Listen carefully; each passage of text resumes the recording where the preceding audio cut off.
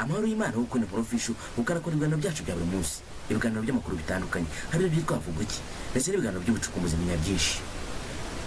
Akenshi na kenshi ibiganiro by'ubucukumbuzi nabyo byitwa menya byinshi, tubikora dushingiye ku magambo yagiye akorwa n'inzobere zitandukanye mu by'ubucukumbuzi, aho inzobere z'ubucukumbuzi zifata akanya zigacukumbura kugira ngo ubucukumbuzi zakoze zibusakaze kuri rubanda. Uyu munsi tunywa amata, tukarya amaforomaje ndetse n'ibindi byinshi bituruka mu mata. Benshi bakunda imigati ndetse n'amandazi avanze n'amata. Ubushakashatsi bwagaragaje ko kunywa amata menshi ku munsi bigira ingaruka ku muntu, kandi ingaruka zitari nziza. Izi ngaruka ngo zishobora kuba zaviramo n'umuntu gupfa. Twifashishije urubuga rwa internet twabonye ko kunywa amata menshi atari meza ku buzima bwa muntu. Nk'uko inzobere mu by'ubuvuzi zivuga ko ngo amata gakungahaye kuri calcium ifasha amagufa kuba yakomera. Izi nzobere mu by'ubuvuzi ntabwo zemeza kimwe ibyo abashakashatsi nabo batangaza, kuko bavuga ko kunywa ibirahure 3 ku munsi by'amata aba ari ukwiyongerera ibyago byo kuba wapfa vuba biturutse ku kibazo cyo kwangirika cyane kw'amagufa. Nyuma yo gukorera ubushakashatsi ku bagore 61,000 ndetse n'abagabo 45,000 bose bari hagati y'imyaka 20 y'amavuko,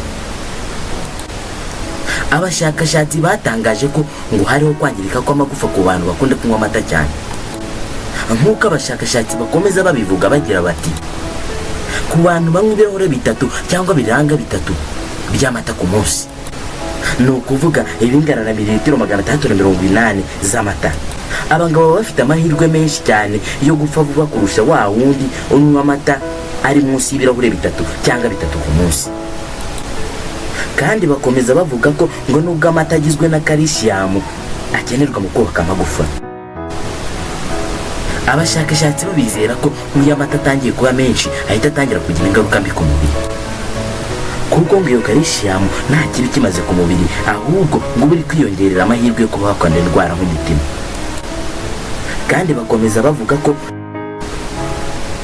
nka yawurute cyangwa yogati mu ndimi z'Icyongereza, iyi yawurute kandi nayo ikomeza amagufa, ariko kandi ikongerera umuntu amahirwe yo kuba yapfa bitewe n'iyo myunyungugu ibirimo ituma amagufa akomera. Izi ngaruka ntabwo abahanga bavuze ko iyo yawurute ituma umuntu ahita apfa ako kanya, ahubwo ituma umuntu aba yagira amahirwe yo kuba yapfa vuba.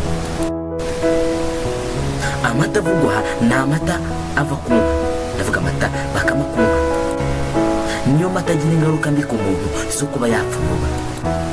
Ariko nanone ngo ashobora kukugiraho izo ngaruka hari ukugira ibirahure birenga 3 cyangwa 3 ku munsi.